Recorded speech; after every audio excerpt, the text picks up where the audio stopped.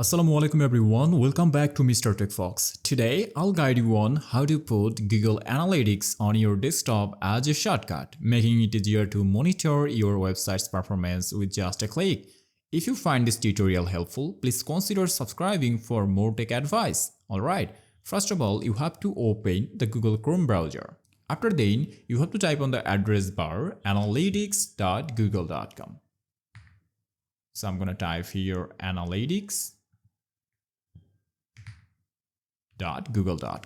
Press enter.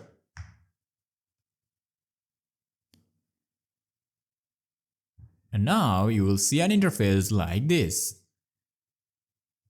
Normally, you have to click on the top right corner's three-dot icon, and here you have to choose Cast, Save and Share, and if you hover over here, you will see another option, Create Shortcut. Click on that and click on Create button. You can give it a custom name as your choice and click on Create button, and it's gonna create a shortcut of Google Analytics on your desktop. This is the shortcut.